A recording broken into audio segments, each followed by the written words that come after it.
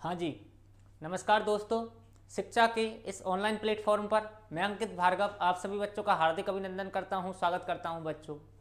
जैसा कि बच्चों इतिहास की जो हमारी लगातार क्लासें चली आ रही हैं पिछले कई दिनों से, वो लगातार क्लासों में आज की क्लास में हम पढ़ने वाले हैं बच्चों 1857 की क्रांति। क्या पढ़ने वाले हैं बच्चों? 1857 की क्रांति। पिछली जो क्लासें थी हमने साथियों उसमें सभ्यताओं को पढ़ लिया था। क्या पढ़ लिया है बच्चों?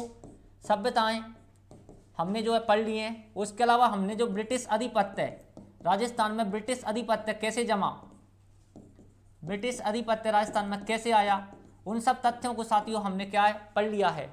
अब जो हमारी क्लास है बच्चों, एक मिनट, ये ब्लर कर रहा है सर बार बार।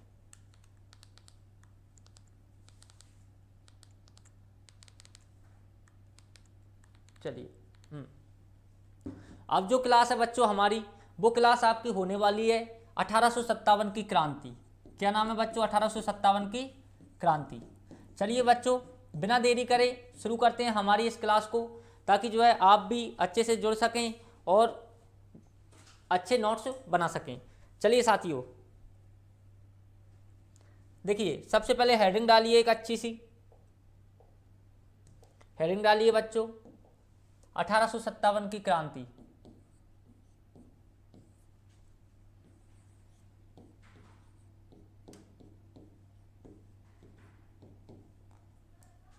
(1857) की क्रांति। सभी बच्चे हेडिंग डालिए।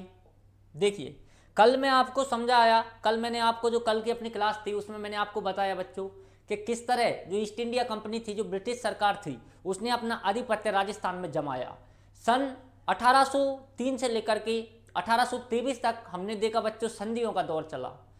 हमने देखा कई राजाओं ने संधियां की, लेकिन दौलत राव जो सिंधिया थे उन्होंने मना कर दिया बच्चों संधियां करने से। जब उन्होंने मना कर दिया तो हमने देखा कि किस तरह अजमेर का जो युद्ध होता है और उसमें दौलत Rao Scindia east India company से हार जाते हैं बच्चों, और पूरे जो अजमेर जो क्षेत्र था वो ईस्ट इंडिया कंपनी को मिल जाता है बच्चों। जब ईस्ट इंडिया कंपनी को पूरा अजमेर क्षेत्र मिल गया तो उसने 1822-23 में बच्चों मीर बटालियन की जो है स्थापना की। मीर बटालियन उसने एक शक्तिशाली बटालियन बनाई, जो सबसे हम कहें कि शक्तिशाली बटालियन थी बच्चों। जब मीर बटालियन की स्थापना हुई तो पूरे राजस्थान से टैक्स कलेक्ट करने लगे।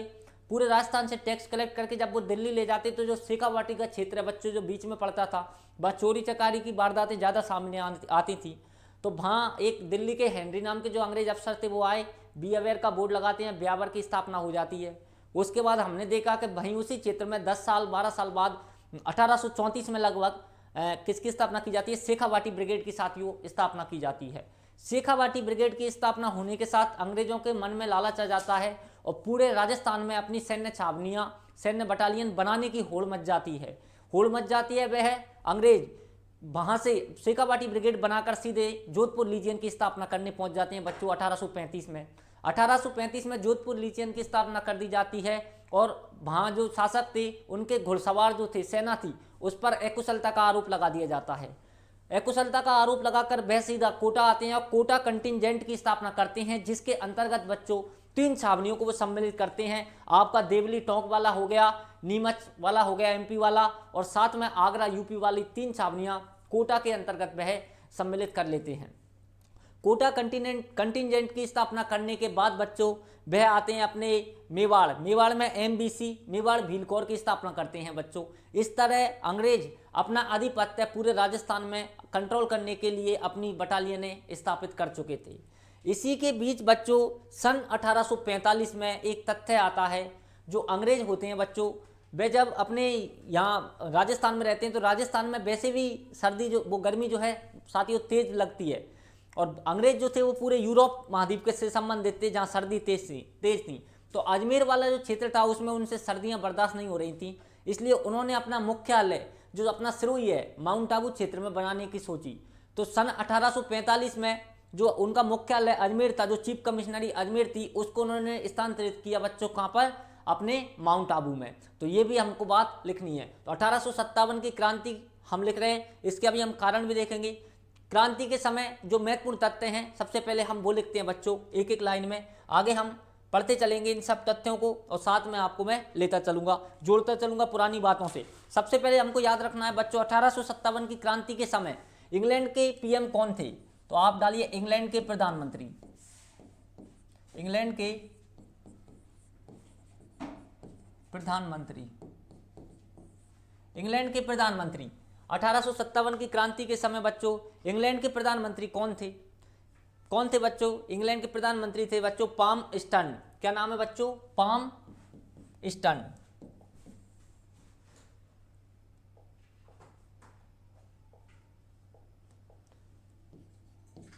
Palm stern. इंग्लैंड के प्रधानमंत्री कौन थे बच्चों? Palm stern. कब थे बच्चों ये स्टर्न? जब हमारी 1857 की क्रांति होगी उस समय इंग्लैंड के ये कौन थे बच्चों? पीएम थे। बाई चांस पूछ ले कि 1857 की क्रांति के समय इंग्लैंड के प्रधानमंत्री कौन थे, तो आपको याद रखना है पाम स्टर्न। अच्छा वहीं हम बात करें भारत के जो गवर्नर जनरल थे वो कौन थे बच्चों? कैनिंग थे। तो भारत के गवर्नर जनरल, ये एक बात। दूसरी बात लिखिए, Bharat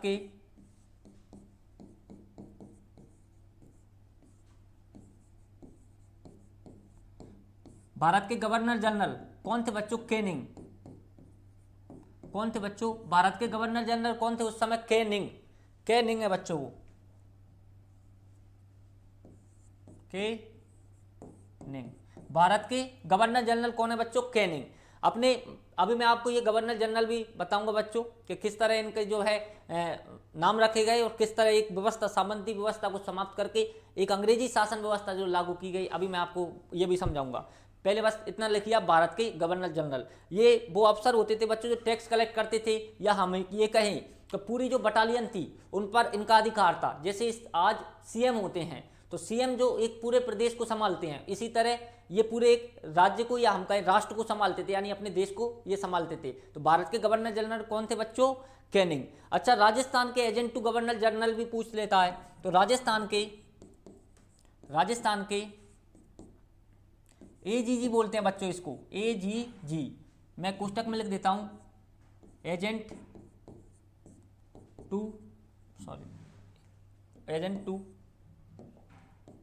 to governor general. Rajasthan के एजेंट टू गवर्नर जनरल ये बच्चों कौन थे? राजस्थान के एजेंट टू गवर्नर जनरल कौन थे बच्चों? Patrick Lawrence. कौन थे बच्चों? Patrick Lawrence. तो इसमें आप लिख लीजिए पैट्रिक लॉरेंस। देखिए ये क्या तथ्य है आपके सामने, ये सामान्य सी बातें हैं बच्चों। बाई चांस आपसे पूछ लिया जाए 1857 की क्रांति के समय इंग्लैंड के पीएम कौन थे, तो आपको याद रखना है बच्चों पाम स्टर्न। क्या याद रखना है? Palm stern. मतलब इंग्लैंड से जो कमान संभाले हुए थे इंडिया पर, वो कौन थे बच्चों? Palm stern. दूसरी बात हम कहें कि राजस्थान, भारत के जो गवर्नर जनरल है बच्चों वो कौन थे बच्चों? कैनिंग। कौन थे बच्चों? कैनिंग थे। भारत के गवर्नर जनरल कौन थे बच्चों? कैनिंग। और राजस्थान के एजीजी यानी एजेंट टू गवर्नर जनरल कौन थे बच्चों? Patrick Lawrence. अब देखिए मैं आपको इसको एक बार समझाऊं, ये जो आपको अभी, आप यदि नए हो तो आपको ये एजीजी या पीए आगे पॉलिटिकल एजेंट आएंगे वो समझ में नहीं आएंगे। देखिए सबसे बड़ा अंग्रेजों का जो पद था बच्चों उसको बोलते थे, किसी राष्ट्र को जो संभालेगा उसको बोलते थे बच्चों आईएजीजी। अपने इंडिया में उन्होंने लागू किया था तो सबसे बड़ा था आईएजीजी। आई मतलब इंडिया, इंडिया का ए से मतलब एजेंट, जी से मतलब गवर्नर, जी से मतलब जनरल। तो इंडिया का एजेंट टू गवर्नर जनरल यानी भारत का गवर्नर जनरल, ये लिखा हिंदी में भारत का गवर्नर जनरल, उसको क्या बोलते हैं? आईएजीजी। कौन था बच्चों उस समय? कैनिंग। कौन था? कैनिंग। तो सबसे बड़ा पद था ये मतलब पूरे देश को संभालेगा। इसके जस्ट नीचे वाला पद था उसको बोलते थे बच्चों एजीजी। क्या बोलते थे? एजीजी। ये एक राज्य को या हम कई रियासतों को संभालेगा। ये क्या करता है बच्चों? कई रियासतों को संभालेगा, जबकि पूरे राष्ट्र को संभालेगा कौन बच्चों? आईएजीजी। सबसे बड़ा, जैसे आज पीएम है बच्चों, प्रधानमंत्री पूरे देश को संभालता है, प्रधानमंत्री के नीचे कई क्या होते हैं बच्चों? सीएम होते हैं। तो ये एक तरीके से कौन है बच्चों? सीएम है।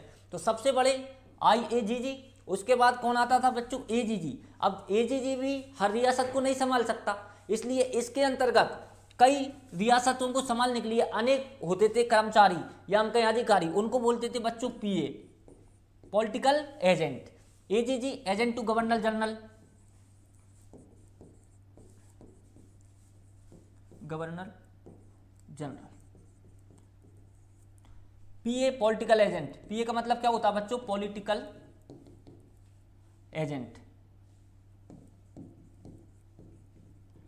आशा और उम्मीद है कि आपको समझ में आ रहा होगा। देखिए पूरे देश को जो संभाल रहा है उसको क्या नाम दिया गया, IAGG। अपने इंडिया को संभाल रहा था इसलिए उसका नाम रखा इंडियन एजेंट टू गवर्नर, यानी भारतीय गवर्नर जनरल, ये रखा। ठीक है। उसके बाद जो कई रियासतों को मिलाकर संभालता था उसको बोलते थे एजेंट टू गवर्नर जनरल, जो कई रियासतों को मिलाकर संभाल रहा है। और उसके बाद एक रियासत पे एक होता था उसको बोलते थे PA, पॉलिटिकल एजेंट। ये आपके बात समझ में आई या नहीं आई, ये तथ्य आप नोट कर सको ऊपर कहीं साइड में, ताकि आप कंफ्यूज बार बार ना हो, तो आप नोट कर लीजिए।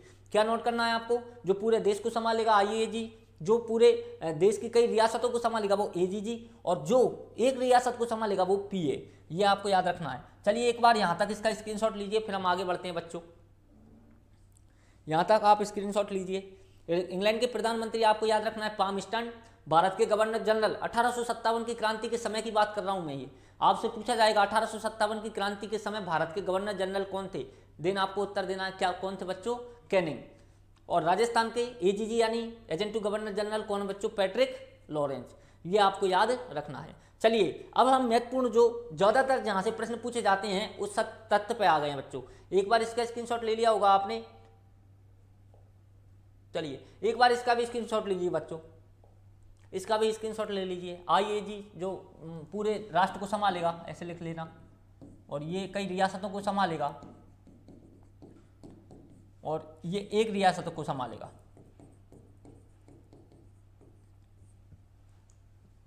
इसका भी एक बार स्क्रीनशॉट लीजिए। चलिए आगे चलते हैं हम बच्चों। अब हमारा जो महत्वपूर्ण पॉइंट है वो ये वाला चार्ट है जो मैं आपके सामने प्रस्तुत करने वाला हूँ। इसमें से सर्वाधिक मिलान वाले प्रश्न आते हैं, सर्वाधिक सत्य असत्य वाले प्रश्न आते हैं, और सर्वाधिक डायरेक्ट प्रश्न आते हैं। 1857 की क्रांति में अभी तक सबसे ज़्यादा यदि वेटेज रहा है तो इस पेज का है जो मैं आपको पढ़ाने वाला हूँ। इनका नाम है बच्चों पॉलिटिकल एजेंट। क्या नाम है बच्चों, पॉलिटिकल एजेंट। तो पॉलिटिकल एजेंट राजस्थान के, तो आप डालिए राजस्थान के पॉलिटिकल एजेंट, हेडिंग डालिए आप राजस्थान के PA मैंने लिखा है शॉर्ट में, मैंने अभी आपको फुल फॉर्म बता दी पॉलिटिकल एजेंट। आप लिखना चाहो तो लिख सकते हो पॉलिटिकल एजेंट। ये देखिए यहां से सर्वाधिक प्रश्न पूछा जाता है। आपसे पूछा जाएगा सिरोही का कौन पॉलिटिकल एजेंट था 1857 क्रांति के समय, आपसे पूछा जाएगा मारवाड़ का कौन था, आपसे पूछा जा सकता है अपने भरतपुर का कौन था। सारे पॉलिटिकल एजेंट हैं, आपको इनको याद करना ही पड़ेगा। अभी मैं आपको ट्रिक भी समझा दूंगा किस तरह आपको याद करनी है। तो राजस्थान के विभिन्न जो पॉलिटिकल एजेंट थे उनको हम देखते हैं बच्चों। सबसे पहले हम बात करें किस पॉलिटिकल एजेंट की बात करेंगे तो मेवाड़ की बात करते हैं हम। सबसे पहले नंबर पर थे मेवाड़ की। मेवाड़ के पॉलिटिकल एजेंट कौन है बच्चों, मेवाड़ के कौन है, हम ये बात करेंगे। उसके बाद यदि हम दूसरे नंबर पर देखें तो मारवाड़ के कौन थे, मारवाड़ के पॉलिटिकल एजेंट कौन है बच्चों, ये भी बात करेंगे अपन। तीसरे नंबर पर देखें तो कोटा के कौन है बच्चों, ये भी हम बात करेंगे। तीसरे नंबर पर देखें तो कोटा के कौन है, ये भी बात देखेंगे। चौथे नंबर पर जयपुर के पॉलिटिकल एजेंट कौन थे, ये भी देखेंगे। आपके जो पाँचवें नंबर पर हम देखेंगे सिरोही के कौन थे बच्चों, सिरोही के कौन थे पॉलिटिकल एजेंट, ये भी हम देखेंगे। और साथ में हम छठे नंबर पे हम देखेंगे साथियों भरतपुर के पॉलिटिकल एजेंट, भरतपुर। ये मुख्य पॉलिटिकल एजेंट हैं बच्चों, जहाँ से अक्सर हमें एग्जाम में प्रश्न देखने को मिलता है। अक्सर प्रश्न हमें देखने को कहाँ से मिलता है बच्चों, ये मुख्य पॉलिटिकल एजेंट से देखने को मिलता है। चलिए एक बार इसको ऐसे कर देते हैं। चलिए देखिए अब हम बात करते हैं इन पॉलिटिकल एजेंटों की। देखिए मेवाड़ के पॉलिटिकल एजेंट मारवाड़ वर्ष, मेवाड़ के कौन है, क्या नाम बच्चों, सावर्स। मेवाड़ का पॉलिटिकल एजेंट कौन था बच्चों, सावर्स, आपको ये याद रखना है। अच्छा मारवाड़ के थे, मारवाड़ के पॉलिटिकल एजेंट कौन थे बच्चों, मॉक मैसन। क्या नाम है बच्चों, मॉक मैसन। मारवाड़ के पॉलिटिकल एजेंट कौन है बच्चों, मॉक मैसन। मेवाड़ के सावर्स, मारवाड़ के मॉक मैसन। कोटा के पॉलिटिकल एजेंट थे बच्चों मेजर बर्टन। क्या नाम बच्चों, मेजर बर्टन। कोटा के कौन थे बच्चों, मेजर बर्टन थे। और अपने जयपुर के थे विलियम ईडन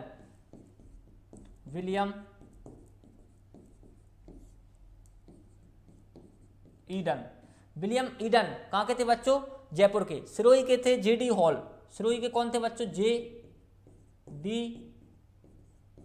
हॉल, सिरोही के कौन है बच्चों, JD हॉल। और भरतपुर के कौन है बच्चों, मॉरिसन, भरतपुर के कौन है, मॉरिसन।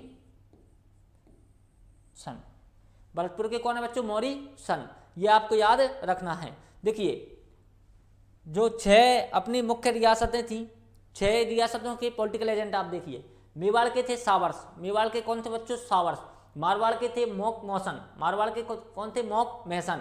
और कोटा के आपके कौन थे? Major Burton. कोटा के कौन थे? Major Burton. भाई हम बात करें जयपुर के कौन थे बच्चों? तो आपके जो जयपुर के थे ईडन, जयपुर के कौन थे बच्चों? William Eden. और अपने सिरोही के जेडी हॉल, सिरोही के कौन है बच्चों? JD hall. और भरतपुर के मॉरिसन, भरतपुर के कौन है बच्चों? मॉरिसन। अब देखिए कैसे याद करने हैं। मेवाड़ जो था सबसे चालाक था, मेवाड़ रियासत सबसे चालाक रियासत थी। किसी ने ना वहाँ आक्रमण कर पाया, मतलब अधीनता स्वीकार कर की किसी की भी ना उसने, और ना कभी ज़्यादातर युद्ध हारे, ज़्यादातर युद्ध जीते हैं। सबसे बड़ा वंश है, सबसे शक्तिशाली वंश है मेवाड़ वंश। तो इसलिए मेवाड़ के कौन है? सावर्स। सावर्स मतलब बिल्कुल एक उसकी तरह, शेर की तरह, चीते की तरह सावर्स। मेवाड़ के कौन है पॉलिटिकल एजेंट? सावर्स। ऐसे याद करने का बता रहा हूँ मैं आपको। मेवाड़ के कौन है बच्चों? सावर्स। मारवाड़ के कौन है? मोकमेसन। मारवाड़ के आपको याद रखना है, मेवाड़ के याद रखना है सावर्स। उसके बाद कोटा की बात करते हैं। कोटा के कौन है बच्चों? बर्टन। कोटा के कौन है? इतना याद रखो, कोटा के कौन है? बर्टन। जयपुर के कौन है? ईडन। कोटा के कौन है? बर्टन। जयपुर के कौन है? ईडन। सिरोही, सिरोही के कौन है बच्चों? JD hall. सिरोही के कौन है? JD hall. यानी सिरोही में सबसे ऊंची चोटी है बच्चों गुरु शिखर। क्या नाम है बच्चों? गुरु शिखर। तो जितनी ऊंचाई होगी, जितनी ऊंचाई होगी उतनी ही क्या होगी बच्चों? नीचाई भी होगी। यानी सबसे ऊंची चोटी कौन सी है? गुरु शिखर। तो नीचाई यानी हॉल, हॉल, हॉल कहाँ के हैं? सिरोही के। जहाँ ऊंचाई है वहीं क्या है? नीचाई है। ऊंचाई कहाँ है? सिरोही में। ऊंचाई कहाँ है? सिरोही में। तो सिरोही में ही क्या है? हॉल है। सिरोही में ही क्या है बच्चों? हॉल है। यानी जेडी हॉल कहाँ है बच्चों? सिरोही में। जेडी हॉल कहाँ बच्चों? सिरोही में। ये आपको याद रखने हैं। तो मेवाड़ के कौन है? सावर्स। मारवाड़ के मॉकमैसन। कोटा के मेजर बर्टन। कोटा के कौन है बच्चों? Major Burton. जयपुर के विलियम, जयपुर के कौन है बच्चों? William Eden. जयपुर के कौन है? William Eden. सिरोही के जेडी हॉल। सिरोही के कौन है? JD hall. जहाँ ऊंचाई होगी वहीं हॉल होगा, जहाँ ऊंचाई होगी वहीं क्या होगा बच्चों? हॉल होगा। तो जहाँ ऊंचाई है सिरोही में वहीं क्या है? हॉल है, जेडी हॉल। और भरतपुर के कौन है बच्चों? मॉरिसन। भरतपुर के कौन है? मॉरिसन। ये 6 पॉलिटिकल एजेंट आपको याद रखने हैं जो बार बार एग्जामों में पूछे जाते हैं। इनमें से मिलान कीजिए, तथ्य को पहचानिए, असत्य पॉलिटिकल एजेंट है या रिक्त में से कौन सा पॉलिटिकल एजेंट नहीं है। इस तरह के सर्वाधिक प्रश्न हमें पॉलिटिकल एजेंट में 1857 की क्रांति से पॉलिटिकल एजेंट के सर्वाधिक प्रश्न हमें देखने को अभी तक मिलते हैं बच्चों। तो एक बार इसका आप स्क्रीनशॉट लीजिए अच्छे से, ताकि हम क्या है आगे चलें, ताकि हम क्या बच्चों आगे चलें।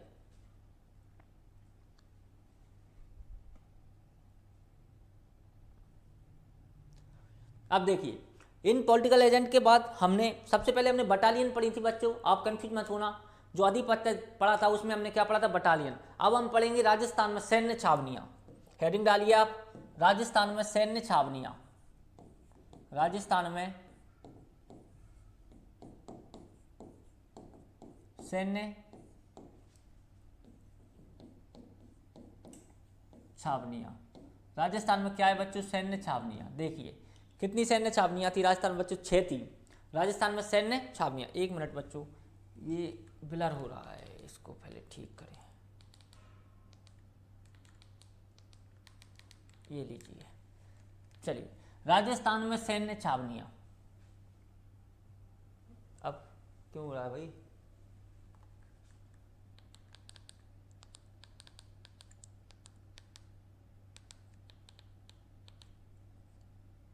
चलिए अब ठीक है।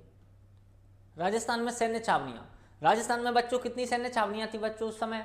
1857 क्रांति के समय बच्चों 6 सैन्य छावनियां थी। राजस्थान में कितनी थी? 6 सैन्य छावनियां थी, आपको ये याद रखना है। तो चलिए 6 सैन्य छावनियों को देखते हैं। तो आप इसमें लिख लीजिए, क्या लिखना है बच्चों?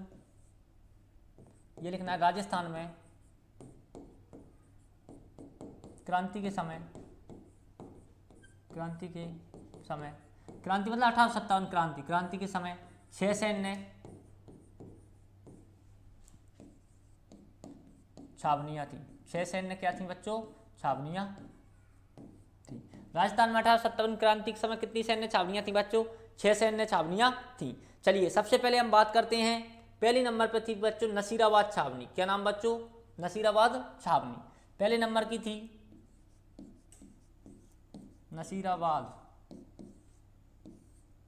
छावनी पहले नंबर पे कौन सी थी बच्चों? नसीराबाद छावनी, ये आपको याद रखनी है। अब इसके आप सामने लिखना चाहो तो लिख सकते हो सबसे शक्तिशाली छावनी, इसमें लिख लो बच्चों नसीराबाद छावनी में सामने लिख लो एरो लगाकर, सबसे शक्तिशाली छावनी, सबसे, ये अंग्रेजों की सबसे शक्तिशाली छावनी थी। देखिए नसीराबाद कहाँ पड़ता है बच्चों, अजमेर में। नसीराबाद कहाँ पड़ता है बच्चों, अजमेर में आपके। तो अजमेर तो पूरा किसका था बच्चों, अंग्रेजों का था, क्योंकि अजमेर को तो अंग्रेजों ने जीत ही लिया था। चीफ कमिश्नरी अजमेर में थी, उसके बाद मेर बटालियन अजमेर में थी, उसके बाद शेखावाटी ब्रिगेड जो था वो पास में ही था अजमेर के। तो पूर्ण रूप से हम ये कहें कि अजमेर क्या है बच्चों, अंग्रेजों के कंट्रोल में है। तो नसीराबाद जो छावनी थी सबसे शक्तिशाली क्या थी बच्चों, छावनी थी, ये आपको याद रखना है। दूसरी कौन सी छावनी है बच्चों, दूसरी की यदि हम बात करें तो नीमच छावनी है। कौन सी छावनी है बच्चों, नीमच। कौन सी छावनी है, नीमच छावनी। नीमच छावनी की यदि हम बात करें तो नीमच छावनी किसके अंतर्गत आती है बच्चों, जो हमने कल भी देखा था, ये किसके अंतर्गत आती है। तो हम इसमें लिख सकते हैं, क्या लिख सकते हैं कि यह कोटा कंटिंजेंट के अंतर्गत आती है, के अंतर्गत थी। यह कोटा कंटिंजेंट के अंतर्गत थी, ये भी आपको याद रखना है। सबसे पहले नसीराबाद छावनी, यह सबसे शक्तिशाली छावनी है, ठीक है। दूसरी नीमच छावनी, नीमच बच्चों मैंने कल आपको बताया स्थिति नीमच की, नीमच एमपी में पड़ता है, लेकिन इसको राजस्थान में 1857 की क्रांति से संबंधित राजस्थान में हम इसको पढ़ते हैं। तो नीमच छावनी ये कोटा कंटिंजेंट के अंतर्गत थी। किसके अंतर्गत है बच्चों, कोटा के, इसलिए हम इसको भी क्या है बच्चों पढ़ते हैं। कोटा कंटिंजेंट के अंतर्गत कौन सी छावनी है बच्चों, नीमच छावनी। अगली हमारी छावनी है देवली वाली, देवली टोंक। तो तीसरी हमारी लिख सकते हैं हम देवली छावनी। ये कहाँ है बच्चों, टोंक में। आप कोष्टक में लिखना चाहो तो लिख सकते हो देवली छावनी, मैंने आपको लिखा दिया कल भी, ये कहाँ है बच्चों, टोंक में है। देवली छावनी भी किसके अंतर्गत है बच्चों, देवली छावनी भी किसके अंतर्गत है, कोटा कंटिंजेंट के। यही लाइन यहाँ पे ऐसे की ऐसे लिख ले रहा हूँ, यही लाइन क्या लिखनी है कि यह छावनी भी किसके अंतर्गत है, कोटा कंटिंजेंट के अंतर्गत है। ये 3 छावनियाँ हो गई, 3 छावनियाँ और बच रही हैं। जल्दी से इसका स्क्रीनशॉट लीजिए, फिर हम आगे चलें। जल्दी से इसका स्क्रीनशॉट लीजिए बच्चों। देखिए सबसे पहली छावनी नसीराबाद छावनी है, सबसे शक्तिशाली छावनी है। यहाँ 30वीं पैदल रेजिडेंट की ड्यूटी थी बच्चों, आगे मैं आपको बताऊंगा। सबसे बड़ी छावनी नसीराबाद छावनी, सबसे शक्तिशाली छावनी। दूसरी आपकी नीमच है, नीमच एमपी में पड़ता है। कहाँ पड़ता है बच्चों, एमपी में। ये कोटा कंटिंजेंट के अंतर्गत आती है लेकिन ये छावनी, इसलिए हम इसको पढ़ते हैं। अगली छावनी हमारी देवली वाली छावनी, देवली टोंक में पड़ता है अपने राजस्थान में, और ये भी किसके अंतर्गत आती है बेटा, कोटा कंटिंजेंट के अंतर्गत आती है। एक बार इसका स्क्रीनशॉट लीजिए, फिर हम आगे बढ़ें। चलिए आगे देखिए, नीमच हो गया, देवली हो गया, और आपका कौन सा हो गया, नसीराबाद हो गया। अब देखिए अगली अपनी एरनपुरा छावनी जो पाली में है। कौन सी छावनी बच्चों, एरनपुरा छावनी। चौथी है हमारी एरनपुरा छावनी। क्या नाम बच्चों, एरनपुरा छावनी।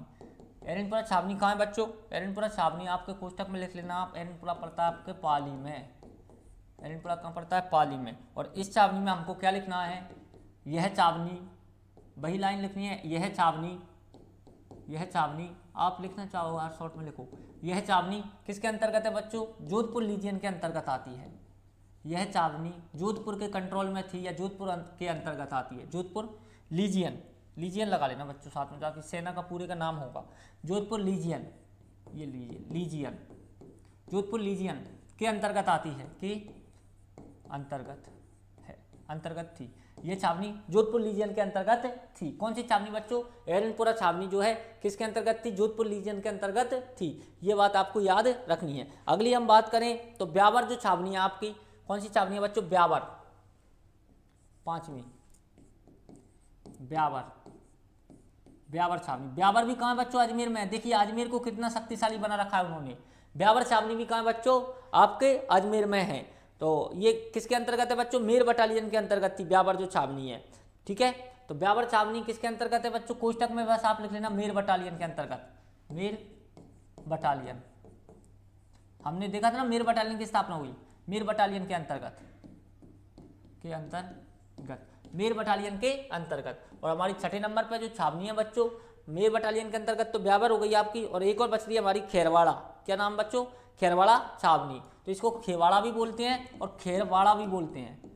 खेवाड़ा, खेवाड़ा भी बोलते हैं, खेवाड़ा, खेवाड़ा भी बोलते हैं और खेरवाड़ा भी बोलते हैं। तो खेरवाड़ा जो छावनी है वो एमबीसी के अंतर्गत आती है, ये मैंने आपको लिखा ही दिया। और खेरवाड़ा छावनी लिख लेना इसमें, एमबीसी, एमबीसी मतलब मेवाड़ भिलकोर के अंतर्गत, के अंतर्गत। देखिए अब आप समझने का प्रयास कीजिए। सैन्य बटालियन जो होती हैं बच्चों, वो एक बहुत बड़ा, हम ये कहें कि एक बहुत बड़ी चौकी है, एक बहुत बड़ी सेना है। जैसे राजस्थान की पुलिस में हम एसपी ऑफिस को देखते हैं, तो एसपी ऑफिस एक बहुत बड़ी सेना है, लेकिन उसके अंतर्गत कई थाने हैं। उसके अंतर्गत क्या है बच्चों? कई थाने होते हैं। ऐसे ही जो बटालियन है वो पूरी एक सेना है, उसके अंतर्गत कई छोटी छोटी टुकड़ियां हैं। उन टुकड़ियों को क्या बोलते हैं बच्चों? छावनियां बोलते हैं। राजस्थान में 6 सैन्य छावनियां थी अंग्रेजों की। कितनी थी बच्चों? 6 थी। 6 सैन्य छावनियों में हमने देखा सबसे पहली छावनी जो थी आपकी वो थी नसीराबाद छावनी, और ये सबसे शक्तिशाली छावनी है। दूसरी हमने देखी नीमच छावनी, ये कोटा कंटिजेंट के अंतर्गत आती है। तीसरी हमने देखी देवली टोंक, ये देवली वाली जो छावनी है वो टोंक में है, ये भी कोटा कंटिजेंट के अंतर्गत बच्चों आती है। अगली हमारी एरनपुरा छावनी है बच्चों, जो पाली में है, और ये जो छावनी है जोधपुर लीजियन के अंतर्गत आती है, मतलब जोधपुर की सेना इस पर क्या है? कंट्रोल रखती है। आगे हमने देखी ब्यावर छावनी जो कि अजमेर में ही है, मेर बटालियन के अंतर्गत आती है, और जो है ये छावनी जो है बच्चों विद्रोह में भाग नहीं लेती, मैं अभी आपको लिखाऊंगा। और खेरवाड़ा जो छावनी है वो भी एमबीसी के अंतर्गत आती है, और ये छावनी भी विद्रोह में भाग नहीं लेती। तो आप एक इंपोर्टेंट डालिए IMP। क्या डालना है बच्चों? IMP यानी इम्पोर्टेंट। इम्पोर्टेंट्स क्या डालना है आपको? इम्पोर्टेंट। क्या इम्पोर्टेंट है बच्चों?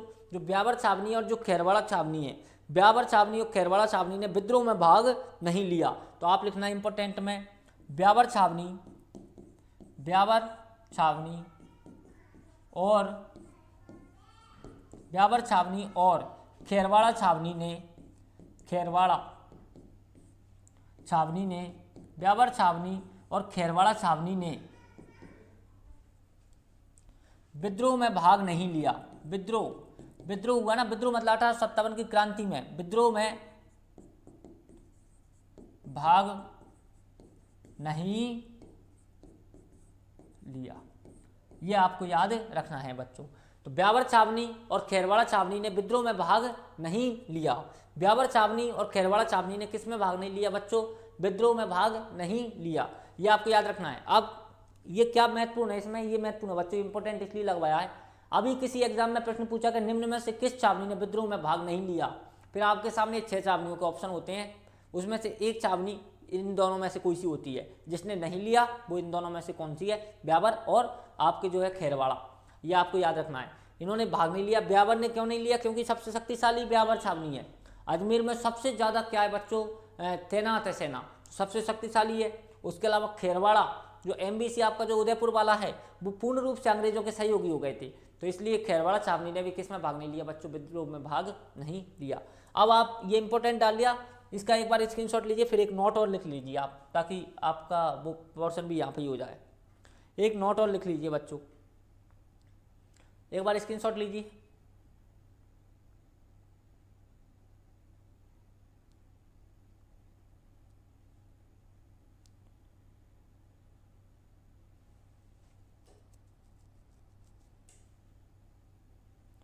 चलिए अब नोट्स की जगह हम कुछ इस तरह इसको बनाते हैं बच्चों, ताकि आप मोस्टली इन चैप्टरों, इन जो तथ्य हैं, ये जो पॉइंट है, इन पर आप जो है क्या करो? फोकस करो।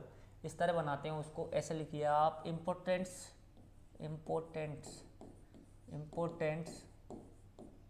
Facts of 1857। मतलब हिंदी में यदि कोई लिखना चाहे तो इसका मतलब है महत्वपूर्ण तथ्य ऑफ 1857 की क्रांति। महत्वपूर्ण तथ्य ऑफ 1857 की क्रांति, इंपोर्टेंट्स फैक्ट ऑफ 1857, यानी 1857 की क्रांति जो है उसके महत्वपूर्ण तथ्य। ये महत्वपूर्ण तथ्य वेरी वेरी इंपॉर्टेंट है, सबसे ज़्यादा इंपॉर्टेंट है, मैं आपको ये बता दूं। तो इंपॉर्टेंट फैक्ट ऑफ 1857, कुछ 2-4 बातें हैं जो मैं आपको इंपॉर्टेंट लिखाने वाला हूं इसमें। चलिए देखिए, पहली बात हम लिखते हैं इसमें, क्या लिखते हैं बच्चों? इंपॉर्टेंट फैक्ट ऑफ 1857 में आप पहला नंबर डालकर लिखिए बच्चों, पहला नंबर आपको लिखना है कि जो एजीजी का कार्यालय था साथियों वो अजमेर में था। एक मिनट, ये बोर्ड पर दिख नहीं रहा क्या इधर, यहाँ से लिखते हैं, अब तो दिख गया। चलिए, एजीजी का कार्यालय, एजीजी मतलब कौन है बच्चों, राजस्थान को, पूरे राजस्थान की रियासतों को संभालेगा, एजेंट टू गवर्नर जनरल। तो हम कह सकते हैं कि एजीजी का कार्यालय, एजीजी का कार्यालय, एजीजी का कार्यालय अजमेर में था। एजीजी का कार्यालय कहाँ था बच्चों, अजमेर में था। एजीजी का कार्यालय अजमेर में था। इंपॉर्टेंट फैक्ट यानी महत्वपूर्ण तथ्य हैं ये बच्चों, ये या विशेषताएं हैं, हम ये कहें जैसे विशेषताएं पढ़ते हैं किसी की। तो 1857 की क्रांति के समय एजीजी का कार्यालय कहाँ था बच्चों, अजमेर में था। आगे हम बात करें दूसरे नंबर का, यदि हम फैक्ट देखें तो दूसरे नंबर पर जो फैक्ट है बच्चों वो है कि अजमेर कमिश्नरी की स्थापना अजमेर में जो था, तो अजमेर कमिश्नरी की स्थापना विलियम बेंटिंग के काल में हुई 1832 में।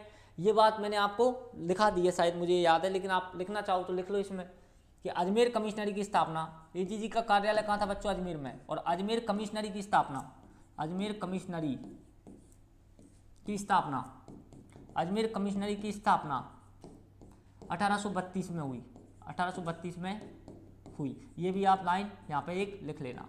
अजमेर कमिश्नरी की स्थापना भी कब हुई बच्चों, 1832 में हुई। एजीजी का कार्यालय अजमेर था, तो अजमेर में कब हुई, अजमेर में 1832 में हुई। ये लाइन दोनों आपको क्या है, वेरी वेरी इंपॉर्टेंट याद रखना है। अच्छा, एजीजी का ग्रीष्मकालीन मुख्यालय, तो आप ऐसे लिख सकते हो इसमें तीसरा पॉइंट में, एजीजी का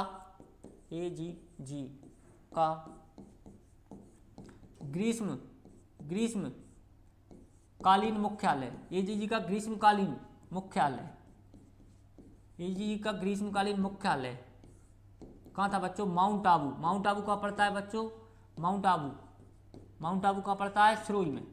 एजीजी का ग्रीष्मकालीन मुख्यालय कहाँ है बच्चों, सिरोही है। एजीजी का ग्रीष्मकालीन मुख्यालय कहाँ है बच्चों, माउंट आबू है। देखिए, एजीजी का मुख्यालय अजमेर में है। एजीजी में का मुख्यालय में अजमेर कब बनाया, यानी चीफ कमिश्नरी अजमेर को कब बनाया, 1832 में।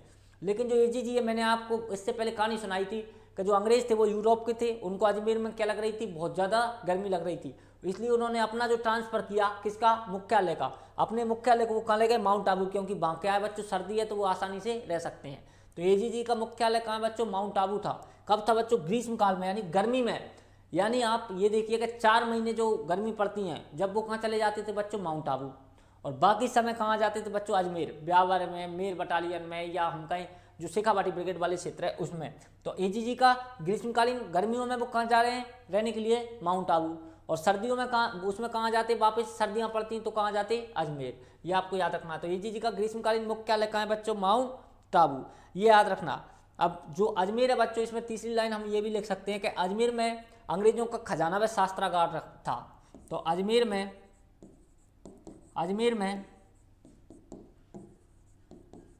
अंग्रेजों का खजाना, अजमेर में अंग्रेजों का खजाना, ये है खजाना व शास्त्रागार था।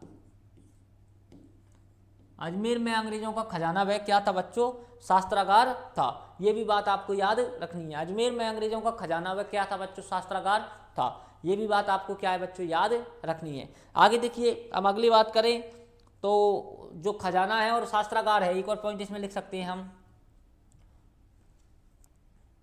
खजाने व शास्त्रागार की जिम्मेदारी, खजाने व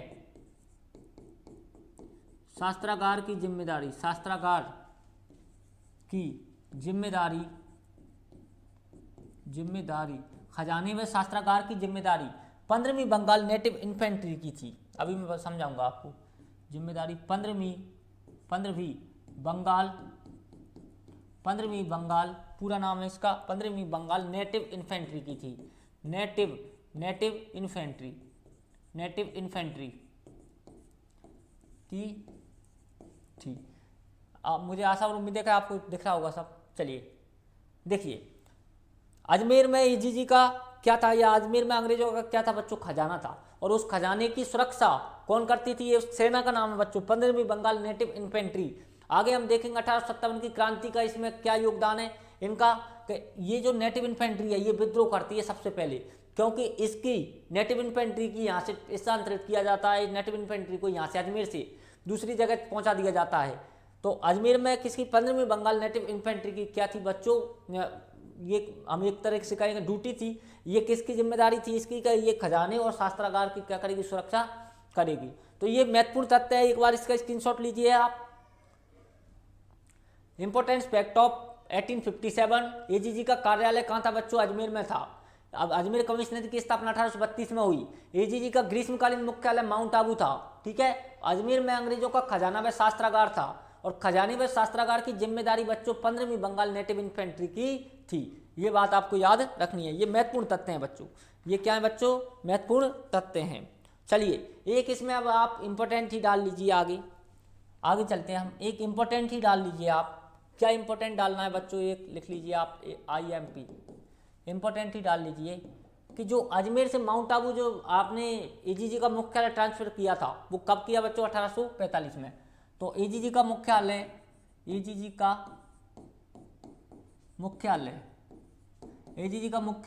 अजमेर से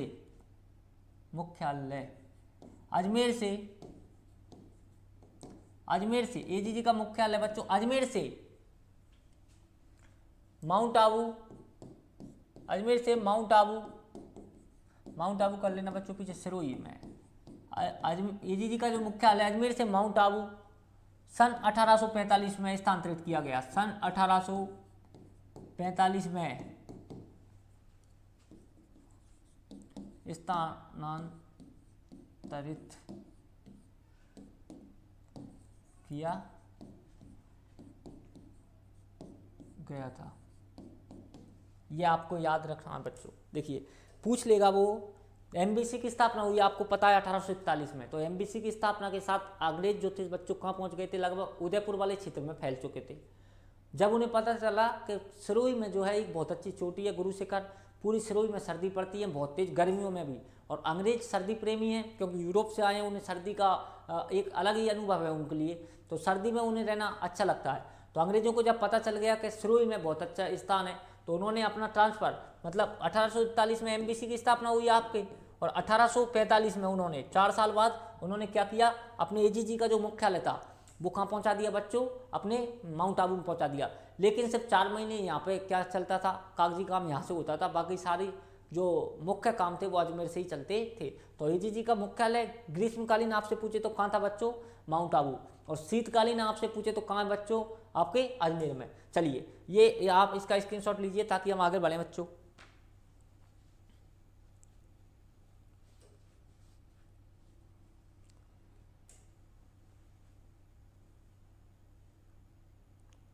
चलिए अब देखिए, अब हेडिंग डालिए 1857 की क्रांति का विद्रोह, या ऐसे डालिए, हेडिंग डालना है बच्चों 1857 की क्रांति, ऐसे डाल लो आप। ये हमने महत्वपूर्ण तथ्य देखे बच्चों अभी तक जिनसे सर्वाधिक प्रश्न पूछे गए हैं। अब पूछे तो इसमें से भी जाते हैं, ऐसा नहीं है कि इसमें से ना पूछे जाते हो, लेकिन वो ज़्यादा इंपॉर्टेंट थे। अब डालिए आप 1857 की क्रांति। कितना टाइम हो गया, थोड़ा मैं टाइम देख लेता हूँ बच्चों।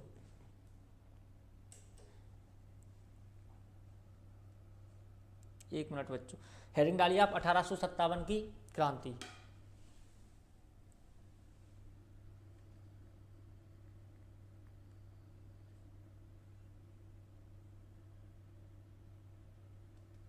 चलिए बच्चों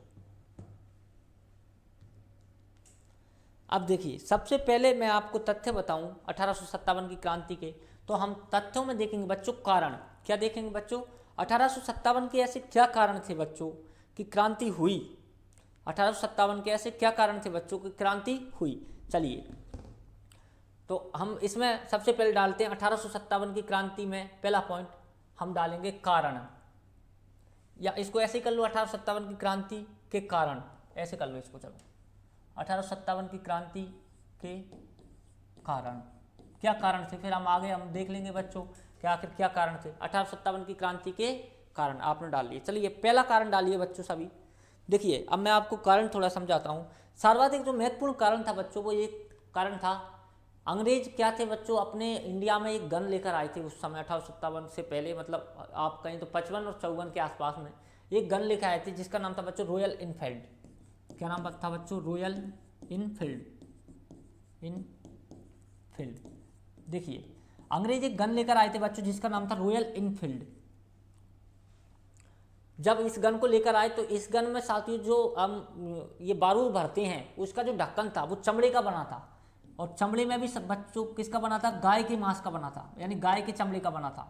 जो आपके गाय के चमड़े का किसका बना था बच्चों? गाय के चमड़े का बना था।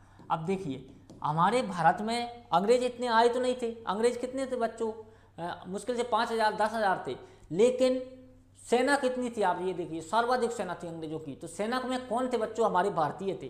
तो सेना में भारतीय थे। अब भारतीयों में सेना में किसको लिया जाता है? आपको पता है, राजपूत। भारत में सेनाओं में किसको लिया जाता है? या तो राजपूतों को लिया जाता है, या फिर हम कहें गुज्जर, राजपूत गुज्जर। और किसको लिया जाता है बच्चों? जाट, राजपूत गुज्जर जाट। और हम कहें तो थोड़ा बहुत अब यादव, यादव भी किसमें है बच्चों? सेना में है। तो भारत में आप एक तरीके से ये देखिए कि सेना में कौन है। भारत में सेना में कौन थे बच्चों? राजपूत थे, गुजर थे, जाट थे, यादव थे। ये सब उच्च वर्ग के या हम कहें अच्छी जातियों के लोग थे। किसमें थे बच्चों? अंग्रेजों की सेना में। अंग्रेजों की सेना में थे। चलिए 1 मिनट रुकिए बच्चों। तो भारत में ये 4 जो जातियां हैं, राजपूत गुजर जाट यादव, इनके क्या थे बच्चों? सैनिक थे। ये सब जातियों से संबंधित सैनिक थे। तो जब उनको ये बात के पते लगे, इस बात का पता चला बच्चों के जो चमड़े की जो मतलब हम कहें जो चमड़ा है, जिसको हम बंदूक के जिस ढक्कन को हम खोलते हैं वो किसका बना है बच्चों? चमड़े का बना है। और वो भी चमड़े में भी किसका बना है बच्चों? गाय के मांस का। गाय के मांस का बना है। तो उनका दिमाग खराब हो गया और उन्होंने इसका विद्रोह करना प्रारंभ किया धीरे धीरे। वैसे विद्रोह की ज्वाला तो कई समय से जल रही थी, क्योंकि अंग्रेजों ने एक तरीके से प्रताड़ित कर रखा था सेनाओं को। कभी इधर जा रहे हैं, कभी उससे युद्ध कर रहे हैं, कभी किसी राजा से युद्ध कर रहे हैं। तो एक तरीके से सैनिक तो पूरे हमारे भारतीय परेशान ही थे। लेकिन जब उनको इस बात का पता चला, तत्कालीन कारण यदि देखें हम तो ये था बच्चों कि जो रॉयल इनफील्ड जो गन आई थी, इसका जो हुक था वो किसका बना था? चमड़े का बना था। जो किसको पता लगी बच्चों? राजपूतों को लगी, गुर्जरों को, जाट को यानी यादव को, यानी भारतीय सैनिकों को लगी जो अंग्रेजी सेना में थे। जब उनको ये बात पता लगी तो उन्होंने विद्रोह किया कि आप ठीक है हमें सेना में रख सकते हो, लेकिन आप हमारा धर्म भ्रष्ट कर रहे हो। हम मांस नहीं खाते, क्योंकि बच्चों प्राचीन काल से ही हिंदू धर्म में मांस नहीं खाया जाता। तो हम मांस नहीं खाते हैं और आप हमारा क्या कर रहे हो बच्चों? धर्म भ्रष्ट कर रहे हो। तो ये जो था वो मुख्य कारण था, तत्कालीन कारण था। तो हम पहले कारण में क्या लिख सकते हैं बच्चों? पहले कारण में आप लिखिए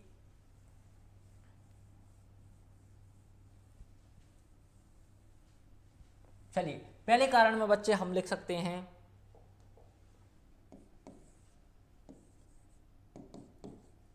अंग्रेजों के द्वारा रॉयल इनफील्ड गन का, रॉयल इनफील्ड गन का जो है गन का प्रयोग करवाना किससे? प्रयोग किससे करवाते थे? अंग्रेज थोड़ी चलाते थे। हमारी जो सेनाएं थी वो इस गन को चलाती थी। तो अंग्रेज क्या करवा रहे थे? जबरदस्ती उस गन को चलवा रहे थे, जबकि भारतीय सैनिकों ने बिल्कुल इनकार कर दिया कि हम इस गन को नहीं चलाएंगे, क्योंकि इसका हुक किसका बना है? चमड़े का बना है, वो भी हमारी गौ माता के चमड़े का बना है। इसलिए उन्होंने मना कर दिया कि रॉयल इनफील्ड जो गन है हम इसको नहीं चलाएंगे। तो अंग्रेजों के द्वारा तत्कालीन यदि कारण पूछे तो रॉयल इनफील्ड जो गन है उसका उपयोग करना या रॉयल इनफील्ड गन का लागू करना, ये हम कह सकते हैं। दूसरा यदि हम कारण इसका मूल रूप से देखें तो ये तो एक महत्वपूर्ण कारण है। इसके अलावा हम इसमें कारण लिखते हैं कि भारतीय सैनिकों पर अत्याचार करना, भारतीय सैनिकों पर अत्याचार करना। ठीक है। अगला हम बच्चों तीसरा कारण, इसका महत्वपूर्ण कारण हम तीसरा भी देखें तो उच्च पदों पर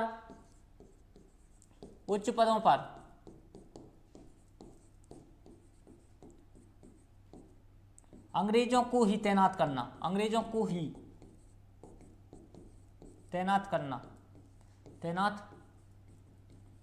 अब देखिए अपने अगर राजा था वो भी उच्च पद पर नहीं बैठ पा रहा था अंग्रेजी व्यवस्था में, तो उच्च पदों पर सिर्फ किसको तैनात कर रहे थे, वो अंग्रेजों को ही, जिससे भी क्या है उनकी जो सेना थी उसमें आक्रोश बढ़ गया कि भाई हमारे राजा थे, ये हमारे पूर्वज इनको पूजते आ रहे हैं, हम इनको मानते आ रहे हैं इस राजा को, और आपने इस राजा को ही साइड में कर दिया, उच्च पद पर आप खुद ही बैठे हो।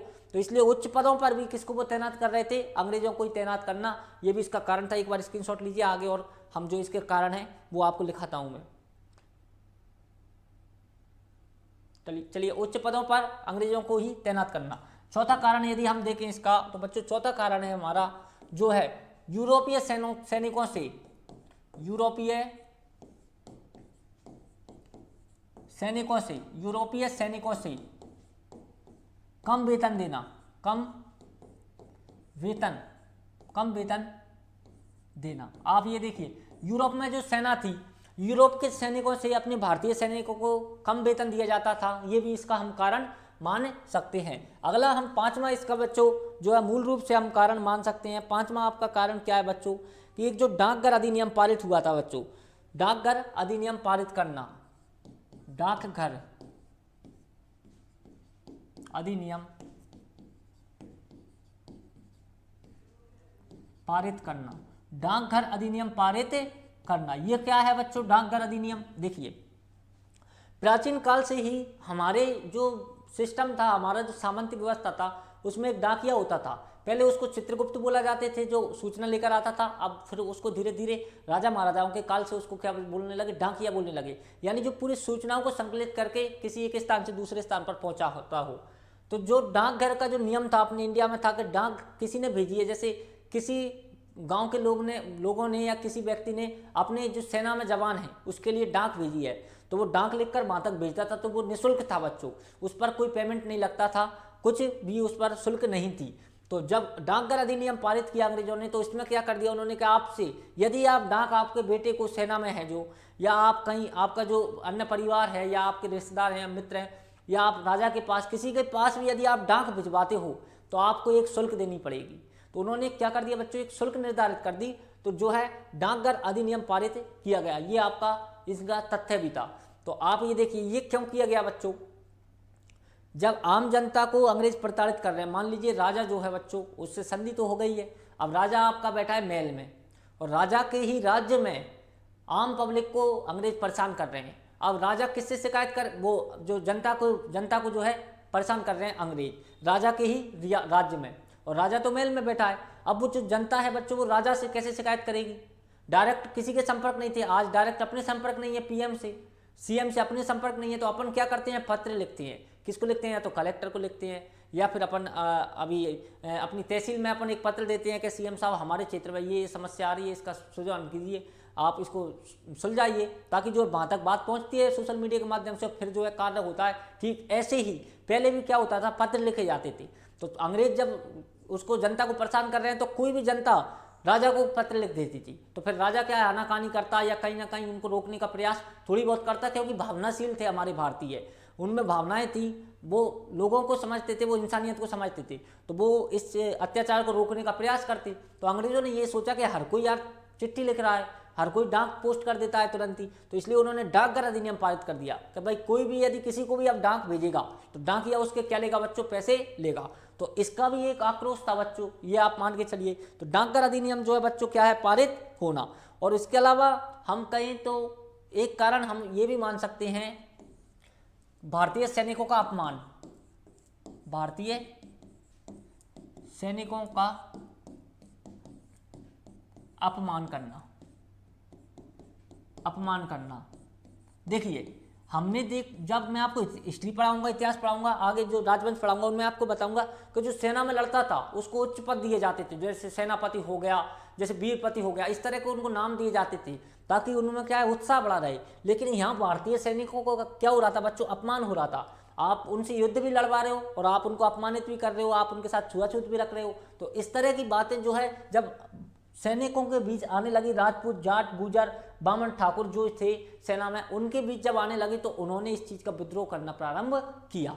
तो ये था बच्चों महत्वपूर्ण कारण। चलिए एक बार मैं आपको शुरू से हम रिवाइज करें तो 1857 की क्रांति के कारण हम देख रहे हैं बच्चों, तो अंग्रेजों के द्वारा रॉयल इनफील्ड जो गन थी उसका प्रयोग करना, 1857 की क्रांति था। भारतीय सैनिकों पर अत्याचार करना 1857 की क्रांति का कारण था। उच्च पदों पर अंग्रेज अधिकारियों को तैनात करना, ये भी 1857 की क्रांति का कारण था। उसके अलावा जो भारतीय या हम कहें जो यूरोपीय सैनिक थे उनकी अपेक्षा भारतीय सैनिकों को क्या देना बच्चों, कम वेतन देना, ये भी कारण था। और डाकघर अधिनियम पारित करना, ये भी एक महत्वपूर्ण कारण था। ये भी आपको याद रखना है। भारतीय सैनिकों का अपमान करना, ये भी बच्चों 1857 की क्रांति का क्या था बच्चों, महत्वपूर्ण कारण था।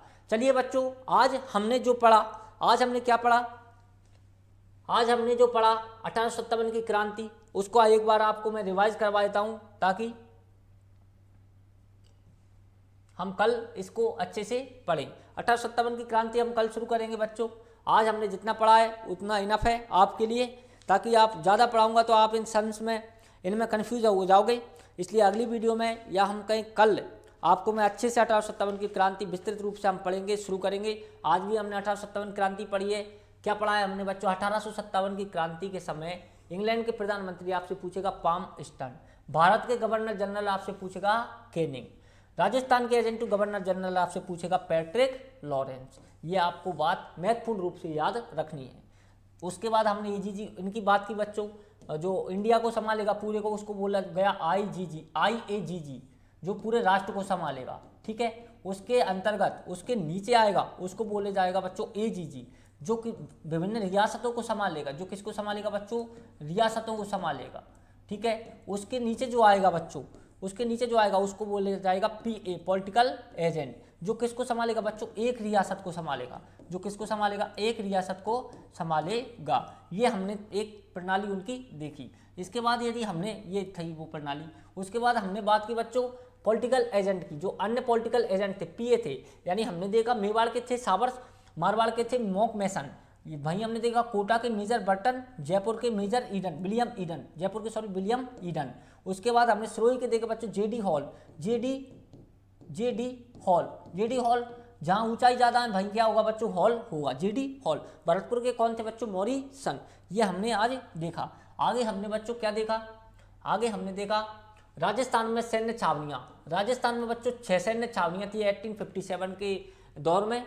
सबसे बड़ी थी और सबसे अच्छी थी और सबसे शक्तिशाली थी नसीराबाद छावनी। इसी में विद्रोह होगा बच्चों, कल मैं आपको अगली क्लास में आपको समझाऊंगा, यहाँ से पढ़ेंगे हम। तो नसीराबाद छावनी सबसे शक्तिशाली छावनी थी। यहाँ पे जो ड्यूटी थी बच्चों 30वीं पैदल रेजिडेंट की थी, ये भी आपको मैं कल दिखाऊंगा। अगली हम लिखते हैं नीमच छावनी। जो नीमच छावनी थी बच्चों, यह कोटा कंटिजेंट के अंतर्गत आती है। भाई हमने देखी देवली जो टोंक वाली छावनी है बच्चों, ये भी कोटा कंटिजेंट के अंतर्गत आती है। ये हमने छावनियां देखी बच्चों। उसके बाद हमने देखा एरनपुरा जो छावनी है बच्चों, वो किस में पड़ता है बच्चों, पाली में पड़ता है। और इस पर कौन निगरानी रखता है, जोधपुर लीजियन आपका जो है क्या रखता है बच्चों, इस पर निगरानी पूर्ण रूप से रखता है। वहीं हमने देखा ब्यावर जो आपकी छावनी है वो मेर बटालियन के अंतर्गत आता है। और खेरवाड़ा आपकी जो छावनी है बच्चों वो MBC के अंतर्गत आता है। ये हमने तथ्य देखे। ब्यावर और जो खेरवाड़ा छावनी है, इन दोनों ने विद्रोह में भाग नहीं लिया बच्चों। क्यों नहीं लिया, इसका मैंने आपको कारण भी बताया है बच्चों।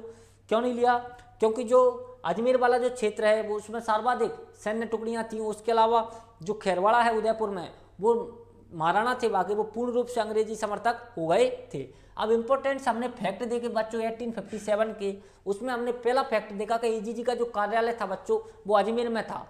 अजमेर में था तो 1832 में अजमेर में बना। हमने दूसरा फैक्ट इसमें देखा कि अजमेर कमिश्नरी की स्थापना 1832 में हुई। तो मतलब AGG का कार्यालय अजमेर में कब बना, ये पूछा जाए तो कब बना बच्चों, 1832 में, ठीक है। इसके बाद AGG का जो ग्रीष्मकालीन हम कहें यानी गर्मी में AGG कहाँ पहुंच जाते थे, अपने माउंट आबू मजा लेने, माउंट आबू घूमने, सर्दियों में मजे लेने, ठीक है।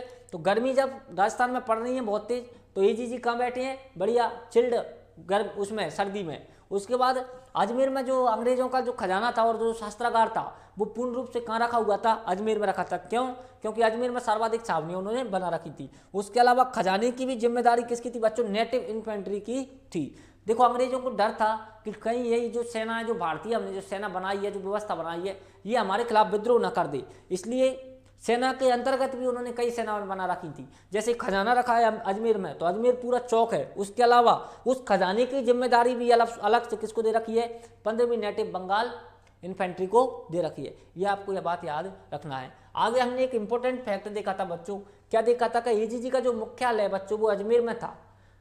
माउंट आबू में इसको सन 1845 में अजमेर से कहाँ बच्चों, माउंट आबू, यानी माउंट आबू कहाँ बच्चों, सिरोही में।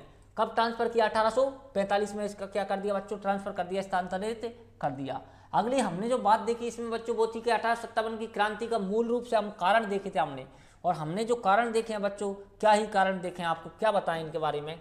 ये बताते हैं कि अंग्रेजों के द्वारा एक गन लागू की गई, एक गन चलाने के लिए भारतीयों को मजबूर किया गया। कौन सी थी, रॉयल इनफील्ड। रॉयल इनफील्ड जो गन थी बच्चों, इस गन का एक समस्या थी कि इस गन का जो हुक था, क्या था बच्चों, हुक। हुक जिसको हम बोलते हैं ढक्कन, हम क्या बोलते हैं बच्चों, ढक्कन, जिससे हम बारूद भरते हैं। वो ढक्कन इतना कड़क था कि वो हाथ से खोलता नहीं था, उसको मुंह से खोलना पड़ता था। और जब मुंह से खोलना पड़ता था तो उस पर जो कवर लगा था वो किसका बना था बच्चों, चमड़े का, गाय के चमड़े का। तो जो कवर बना था वो किसका लगा था बच्चों, चमड़े का। अब जब चमड़े का कवर लगाए तो हिंदू जो थे वो पूर्ण रूप से सेनाओं में थे, ठाकुर थे, आपके जाट थे, आपके गुजर थे, आपके राजपूत थे। उन्होंने क्या किया बच्चों, इस गन का विरोध किया कि हम इस गन को नहीं चलाएंगे, जबकि अंग्रेजी शासन ने कह दिया कि इसी गन को आपको चलाना है। इस बात पर यह तत्कालीन कारण है, यदि आपसे पूछा जाए 1857 का तत्कालीन कारण क्या था, तो आपको याद रखना है कि अंग्रेजों के द्वारा रॉयल इनफील्ड गन का प्रयोग करवाना, ये क्या था बच्चों, महत्वपूर्ण कारण था। उसके बाद हमने कारण देखे भारतीय सैनिकों पर अत्याचार करना। जैसे अंग्रेज रथ में जा रहे हैं, भारतीय सैनिक रथ खींच रहे हैं, अंग्रेज जो है पूर्ण रूप से सेना के साथ चल रहे हैं, भारतीय सैनिक मर रहे हैं, अंग्रेजों को कुछ नहीं हो रहा, तो पूर्ण रूप से उन पर क्या कर रहे हैं बच्चों, अत्याचार कर रहे हैं। इसके अलावा उच्च पदों पर अंग्रेजी अधिकारी बैठते थे, अंग्रेजी अधिकारियों को तैनात करना, ये भी हम कहें कि एक महत्वपूर्ण बच्चों क्या था, कारण था। उसके बाद हमने बात की कि यूरोपीय सैनिक जो थे उनकी अपेक्षा भारतीय सैनिकों को क्या देना बच्चों, कम वेतन देना। ठीक है, ये भी हमने कारण देखा। और अगला कारण हमने देखा कि डाकघर का जो अधिनियम था बच्चों, अंग्रेजों के द्वारा वो पारित किया गया, क्योंकि हर कोई जो था वो राजा को शिकायत कर देता था अंग्रेजों की, जिससे क्या एक समस्या उत्पन्न हो जाती थी किसी भी क्षेत्र में। इसलिए उन्होंने क्या किया कि डाकघर अधिनियम लागू कर दो, ताकि पत्र राजा तक पहुंचे ही ना। कोई जो पत्र लिखेगा उसको शुल्क देना पड़ेगा, और शुल्क उस समय इतनी ज़्यादा रखी उन्होंने कि कोई शुल्क देने वाला सामर्थ्य नहीं था। ठीक है, और अगले हमारे कारण लिखा बच्चों का, भारतीय जो सैनिक है उनका लगातार क्या करना बच्चों, अपमान करना। तो ये हमने आज तथ्य पढ़े हैं बच्चों, ज़्यादा नहीं पढ़े हैं। आप रजिस्टर देख कर ये सोच रहे होंगे कि सर थोड़ा सा लिखाते हैं, बातें ज़्यादा करते हैं। देखिए बच्चों, ये इतिहास है, इसमें मैं आपको पीछे का कहानी नहीं सुनाऊंगा तो आपको आगे का कुछ समझ में नहीं आएगा, तत्कालीन कहानी नहीं सुनाऊंगा तो आपको और आगे का कुछ समझ में नहीं आएगा। इसलिए इसमें क्या है बच्चों, थोड़ा हमको सुनाना पड़ता है, इसमें हमें समझाना पड़ता है कि किस तरह ब्रिटिश सरकार आई, उसने संधियाँ की, उसने राजाओं को कवर किया, उसने जो है सेना को कैप्चर किया, सेना को निर्माण किया, सेनाओं का गठन किया, छावनियों का गठन किया, और किस तरह वो फाल्ट होने के कगार पे आ गई, किस तरह वह अपनी ही बनाई हुई सेना के जाल में फंसती चली गई। किस तरह फंसती चली गई, जब उसने सेना का निर्माण कर दिया तो राजाओं का वर्चस्व समाप्त कर दिया, जिससे क्या है, राजा नाराज थे, लेकिन राजा कुछ कर नहीं सकते थे क्योंकि उन्होंने संधियाँ कर ली थी, जबकि जो जनता थी वो भी नाराज थी और जो सेना थी वो भी नाराज थी। तो इसलिए सेना यदि राजा को पत्र लिखती है तो उस पर भी डांक लगा दी, तो जिससे भी आंदोलन हुआ। इसके बाद उन्होंने जो एक गन लाए उससे भी धर्म भ्रष्ट करने की जो है कोशिश की, तो उससे भी आंदोलन हुआ, उनका अपमान करना प्रारंभ कर दिया सैनिकों का, भारतीय सैनिकों का। इससे भी क्या हुआ बच्चों, हम का एक तरीके से आंदोलन में एक ज्वाला प्रज्वलित हुई। तो चलिए बच्चों, 1857 की क्रांति हम कल शुरुआत करेंगे, आज भी हमने शुरू की है, लेकिन कल 1857 की क्रांति जो 6 छावनियों में हुई है, किस तरह हुई है, क्या क्या तथ्य थे, क्या क्या इंपॉर्टेंट फैक्ट थे, कल अगली क्लास में हम देखते हैं पार्ट 2 में। चलिए, जय हिंद दोस्तों, जय भारत। चैनल को सब्सक्राइब कीजिए, लाइक कीजिए वीडियो को और अपने दोस्तों तक शेयर कीजिए। जय हिंद दोस्तों।